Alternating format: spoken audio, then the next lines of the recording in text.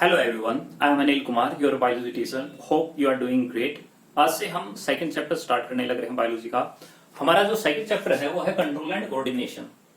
Control and coordination, वैसे तो life के अंदर कोई भी अगर एक्टिविटी करनी होती है तो किसी न किसी का कोऑर्डिनेशन जो है वो चाहिए होता है। जैसे कि अगर आपको कुछ लिखना है, then your eyes have to coordinate with your hands, your hands have to coordinate with your brain, whatever the thinking you are. इसी तरीके से अगर हम कोई दूसरा एग्जाम्पल ले, जैसे एक कैट का लेते हैं कि एक कैट है, उसने एक चूहे की स्मेल ली, उसने इधर उधर देखा, देखने के बाद वो एक पर्टिकुलर साइड के अंदर भागी, भागने के बाद उसने उस चूहे को पकड़ा और पकड़ने के बाद उसको खा गई। अब इस एग्जाम्पल के अंदर अगर आप देखें तो जो बिल्ली है उसको खाना कब मिला? पहले जब उसको स्मेल आई। अब स्मेल आने के बाद उसने क्या किया? इधर उधर देखा, तो यानी कि स्मेल उसके बाद में कोऑर्डिनेट होने लग रहा है किसका? नेक का, इधर उधर। फिर उसके बाद में जब पॉइंट आउट हो गया तो उसने देखा कि उस साइड है, तो यानी आईज भी कोऑर्डिनेट करने लग रही है इस एक्टिविटी के अंदर। एंड फिर वो जब उसकी तरफ भागी, यानी कि उसकी जो मसल है वो भी कोऑर्डिनेट करने लग रही है कि उसको उस पर्टिकुलर डायरेक्शन के अंदर जाना है। एंड जब उसने ग्रैस्प किया और अपने माउथ के अंदर डाला तो माउथ भी जो है कोऑर्डिनेट करने लग रहा है हैंड में। अगर हम इस एग्जाम्पल के अंदर देखें तो अगर हाथ अगर माउथ के साथ कोऑर्डिनेट ना करे, या फिर जो नोज जो है, स्मेल जो है वो अगर गर्दन के साथ कंट्रोल ना करे, गर्दन आइज के साथ अगर कोऑर्डिनेट नहीं करे, तो अगर कोई किसी के साथ कोऑर्डिनेट नहीं करेगा तो जो बिल्ली है उसको खाना मिलेगा नहीं। इसी तरीके से अगर आपको कुछ लिखना है तो आपका जो माइंड है, आपकी जो आइज है, आपका जो हैंड है, उसको कोऑर्डिनेट करना होगा। अगर वो कोऑर्डिनेट नहीं हुआ तो अल्टीमेटली कोई भी एक्टिविटी जो है वो नहीं होगी। तो यानी कि कोई भी एक्टिविटी करने के लिए इट रिक्वायर्स कि सर्टेन जो थिंग जो है उसके ऊपर कंट्रोल हो, एंड कंट्रोल होने के बाद वो कोऑर्डिनेट करे एक दूसरे ऑर्गन के साथ में ही। इसी को हम फंडामेंटली अगर समझे तो there is an stimulus and for every stimulus there is a response. Stimulus का मतलब क्या है? स्टिमुलस का मतलब environmental change.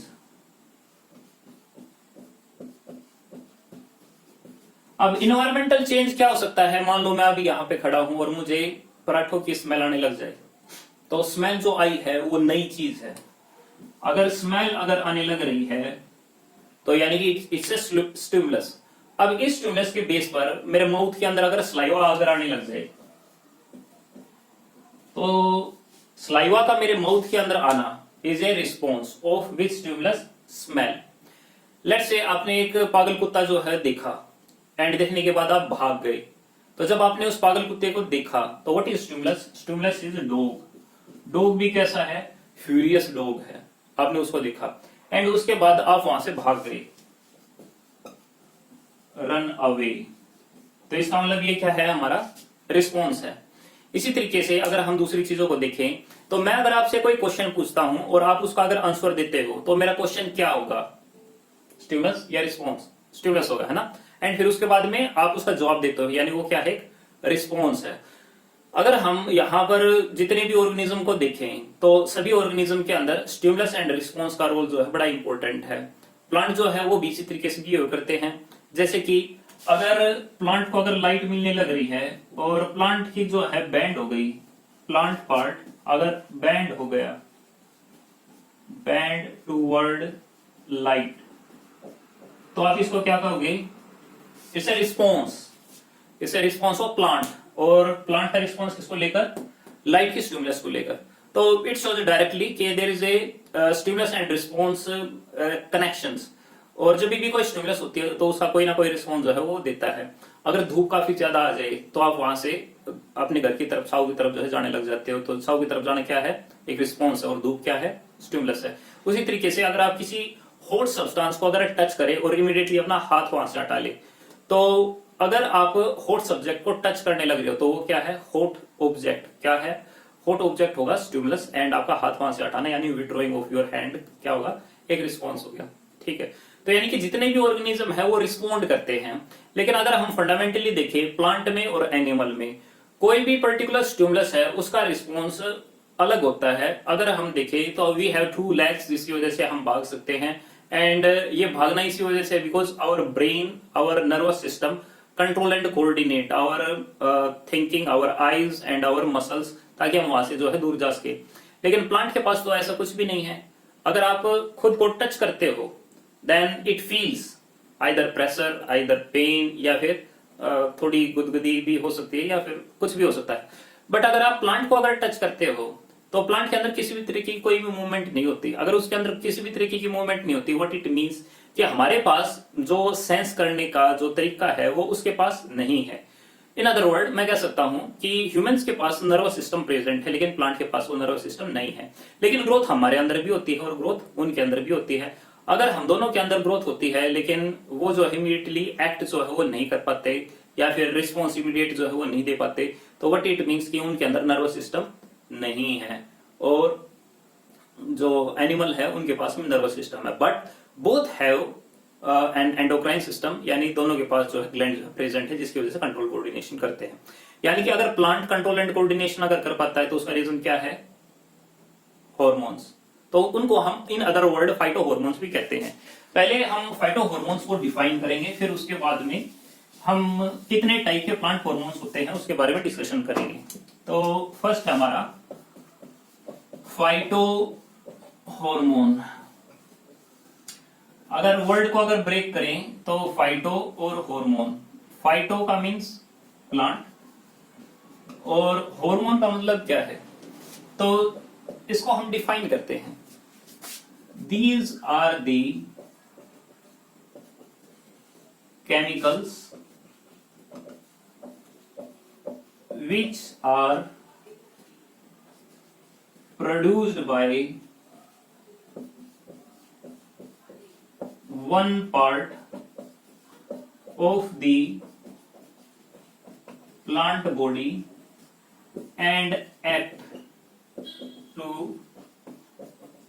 another part of plant body to change the physiological condition of that plant part। अब इसको थोड़ा समझते हैं। हमने क्या बताया है कि ये केमिकल्स होते हैं। तो हार्मोन क्या है? Hormone are the chemicals, and ये ऐसे केमिकल है जो प्रोड्यूस होते हैं एक प्लांट के पार्ट से, एंड ये एक्ट करते हैं, यानी कि जहां पर प्रोड्यूस हुए हैं जनरली वहां पर नहीं बल्कि दूसरी जगह जाके जो है एक्ट करते हैं to change the physiological condition of that plant part. अब फिजियोलॉजिकल चीज क्या होती है? फिजियोलॉजिकल का मतलब है सेल के अंदर की फंक्शनिंग, यानी कि उस पार्ट की फंक्शनिंग। अब फंक्शनिंग के अंदर कुछ भी हो सकता है, जैसे कि प्लांट के अंदर ग्रोथ जो है वो स्टिमुलेट कर देना, या फिर फ्लावर का प्रोडक्शन जो है वो करना, या फिर इसके अलावा हो सकता है प्लांट के अंदर डोरमेंसी लेके आना, या फिर लीफ की सेडिंग हो सकती है, या फिर कुछ भी पार्ट हो सकता है। तो प्लांट के अंदर जो फिजियोलॉजिकल कंडीशन जो चेंज करनी होती है, तो उसके पीछे एक रीजन है, और वो क्या? ये प्लांट जो है केमिकल प्रोड्यूस करता है, जो कि एक पार्ट से सीक्रेट होकर दूसरे पार्ट पे जाता है। तो पहले तो आपको ये डेफिनेशन लर्न करनी है, फिर उसके बाद में अगर हम प्लांट हार्मोन कहने लग रहे हैं तो क्या केवल एक ही टाइप का प्लांट हार्मोन है या डिफरेंट टाइप के प्लांट हार्मोन है? तो बेसिकली हम फाइटो हार्मोन्स को कहते हैं कि जो फाइटो हार्मोन है वो दो टाइप के हो सकते हैं, या तो वो ग्रोथ को प्रमोट करेंगे या फिर वो ग्रोथ को इनहिबिट करेंगे। तो जो फाइटो हार्मोन है, फाइटो हार्मोन दो टाइप के हो सकते हैं, आइदर ग्रोथ प्रमोटर या फिर हो सकता है ग्रोथ इनहिबिटर।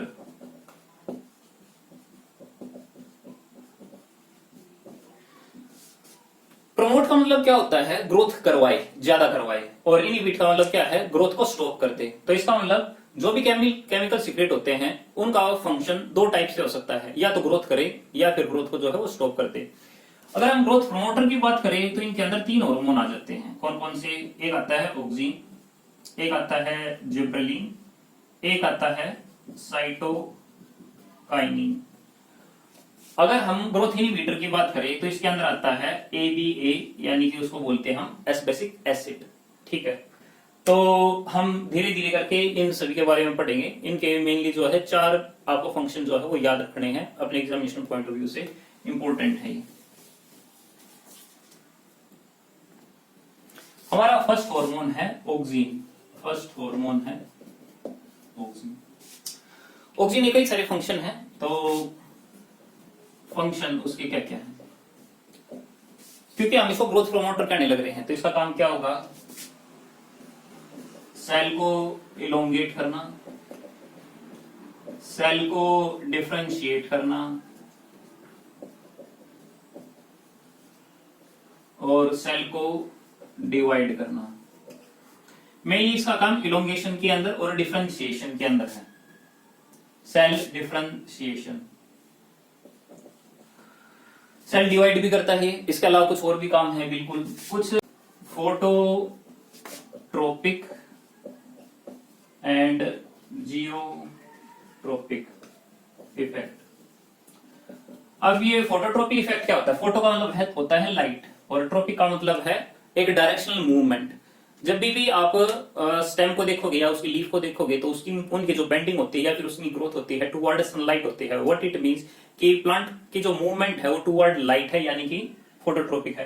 अब ये फोटोट्रोपिक मूवमेंट यानी प्लांट अगर इस टाइप से अगर ग्रो करने लगा तो किस वजह से, ऑक्सीजन। रूट के अंदर ऑक्सीजन का इफेक्ट एग्जैक्टली अपोजिट होता है, एंड जो रूट है वो ऊपर की तरफ ग्रो ना करके नीचे की तरफ ग्रो करते हैं, क्योंकि जो ऑक्सीजन जो है उसके अंदर अलग तरीके से फंक्शन करता है। तो जियो का मतलब है जियो, जियो का मतलब ग्रेविटी, ग्रेविटी लैंड।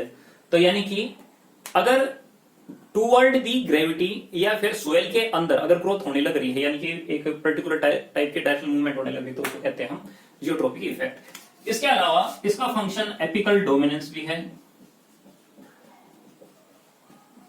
अब एपिकल डोमिनेंस क्या होता है, देखिए जो एक प्लांट है उसके अंदर बर्ड डेवलप होती है, एक बर्ड बिल्कुल टर्मिनल पोजीशन पे होती है, एक जो बर्ड जो है वो लीफ के जस्ट पास में होती है। तो अगर ऑक्सीजन काफी ज्यादा सीक्रेट अगर होने लग रहा है तो जो एपिकल रीजन के ऊपर बर्ड है केवल वही ग्रो करेगी, ये नीचे वाली बर्ड जो है ग्रो नहीं करेगी। तो अगर ऑक्सीजन की अमाउंट ज्यादा होती है तो जो प्लांट जो है वो बिल्कुल सीधा जो है वो ग्रो करता है। तो आई थिंक 4-5 जो है वो हो चुके हैं, ठीक है, इतना सफिशिएंट है। सेकेंड हार्मोन की बात करते हैं हम, जिब्रेलिन, GIBBERELLIN। जिब्रेलिन क्या करता है, जिब्रेलिन जो है वो ब्रेक करता है डोरमेंसी ऑफ सीड। अब डोरमेंसी ऑफ सीड का मतलब क्या है, देखिए आप खेती के लिए जब भी सीड लेते हो तो वो सीड जब तक पैकेट के अंदर होता है या बाहर वैसे पड़ा होता है तो वो जर्मेट नहीं करता, लेकिन जैसे उसको वाटर मिलता है तो वो जर्मेट करता है। व्हाट इट मींस कि पानी मिलने से पहले वो एक ऐसी इनएक्टिव स्टेज के अंदर था जहां पे जर्मिनेशन उसके लिए पॉसिबल नहीं था। तो कोई एक ऐसी इनएक्टिव स्टेज जिसमें जर्मिनेशन ना होता हो, हम उसको कहते हैं डोरमेंसी। तो अगर किसी सीड के ऊपर भले ही पानी मिले या ना मिले, लेकिन अगर जिब्रेलिन अगर उसके अंदर डाल देते हैं तो क्या होगा, जर्मिनेशन जो है वो स्टार्ट हो जाएगा, ठीक है। इसके अलावा ये क्या करते हैं, फ्रूट के साइज को इंक्रीज करते हैं, सेल को इलोंगेट करते हैं एंड डिवीजन भी होता है। लॉन्ग डे प्लांट के अंदर फ्लावरिंग भी करते हैं।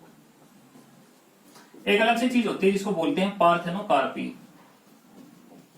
अब पार्थेनोकार्पी क्या होता है, कार्प का मतलब होता है फ्रूट, और पार्थेनो यानी कि बिना फर्टिलाइजेशन के, यानी कि सीडलेस फ्रूट। सीडलेस फ्रूट का फॉर्मेशन भी कौन करवाता है भाई, जो जिब्रेलिन जो है वो करता है। लॉन्ग डे प्लांट के अंदर फ्लावरिंग का मतलब क्या है, एक ऐसा प्लांट जिसके अंदर जो लाइट चाहिए होती है वो रिलेटिवली ज्यादा चाहिए होती है, तो हम उसको कहते हैं कि लॉन्ग डे प्लांट है, क्योंकि इसको लाइट की अमाउंट जो है क्रिटिकल डे लेंथ से थोड़ी सी ज्यादा चाहिए। इसके अलावा अगर हम थर्ड हार्मोन की अगर बात करें तो हमारा थर्ड हार्मोन है साइटोकाइनिन। सो साइटोकाइनिन वर्ड को अगर ब्रेक करें, साइटो का मतलब सेल और काइन का मतलब डिवीजन, सेल डिवीजन को ये प्रमोट करता है, यानी साइटोकाइन जब भी होगा तो ग्रोथ जो ज्यादा होगी। जैसे हम जब छोटे बच्चे हैं, वैसे तो आप भी छोटे बच्चे ही हो, ठीक है, आपके अंदर ग्रोथ ज्यादा होने लग रही है, ठीक है, अगर ग्रोथ ज्यादा है तो व्रिंकल जो है वो नहीं आएगी। तो जब भी साइटोकाइन की अमाउंट ज्यादा होगी तो वो सेनेसेंस को जो है डिले कर देगी, तो ये डिले कर देती है किसको, सेनेसेंस। सेनेसेंस को जो है डिले कर देती है। ये प्रिवेंट करती है फॉलिंग ऑफ लीफ,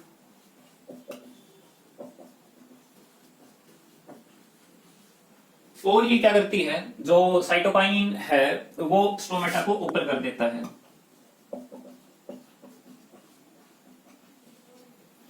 ये भी फ्लावरिंग देता है, ये पर्टिकुलर फीमेल फ्लावरिंग जो है वो देता है, बट 4 हमारे हो चुके हैं तो वो सफिशिएंट है।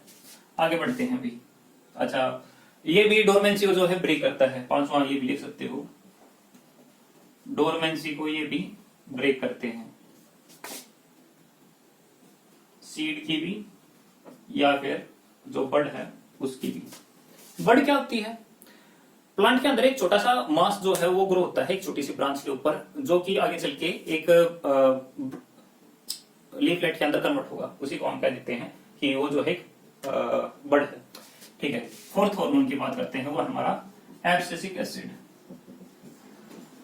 अब एब्सिसिक एसिड को हम अलग से कहते हैं स्ट्रेस हार्मोन, यानी कि इसका सिक्रेशन जो है वो तभी होगा जब प्लांट जो है वो स्ट्रेस के अंदर हो। अगर वो स्ट्रेस के अंदर ना हो तो प्लांट हार्मोन की यानी कि एब्सिसिक एसिड की उसको जो है कोई जरूरत नहीं है। ठीक है, तो एब्सिसिक एसिड उस टाइम पे सिक्रेट नहीं होता।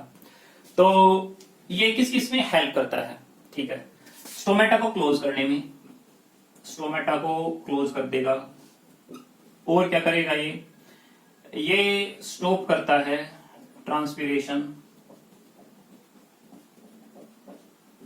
प्रिवेंट, या फिर हम कह सकते हैं इसको अलग से कि ये प्रमोट करता है, प्रमोट डोरमेंसी, या फिर हम कह सकते हैं सीड डोरमेंसी।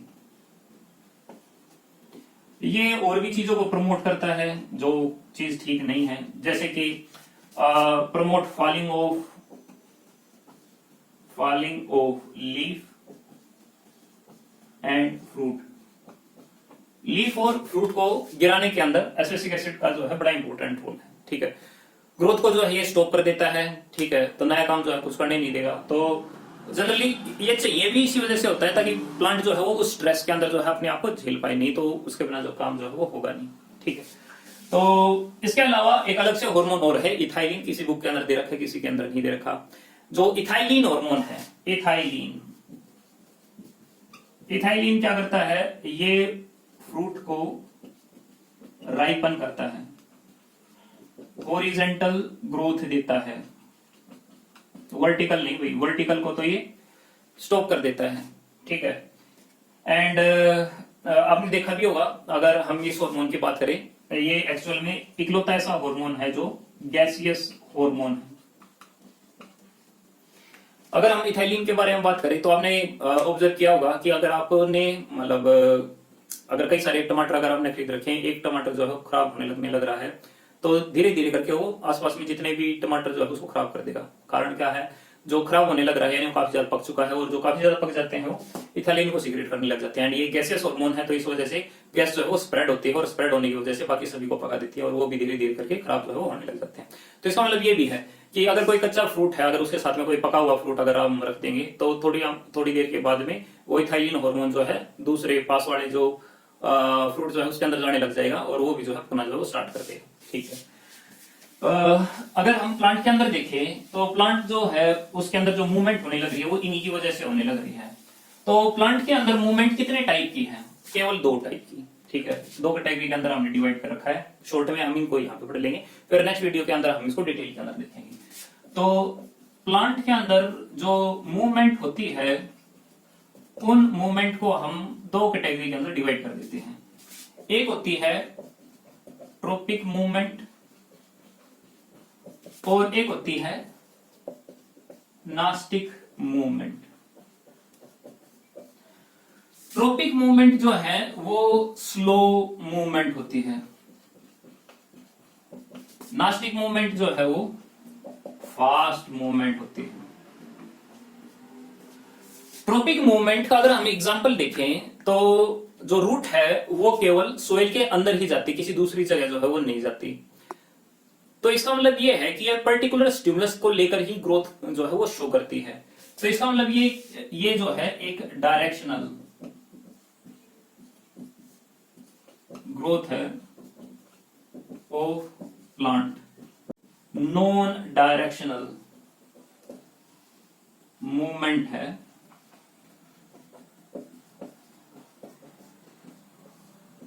प्लांट पार्ट की।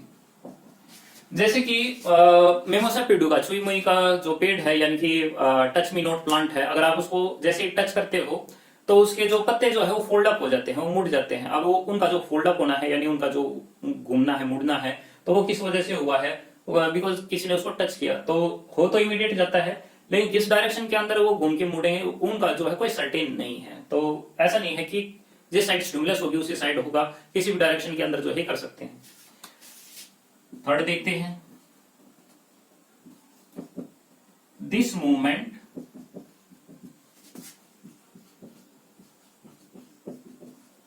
Can be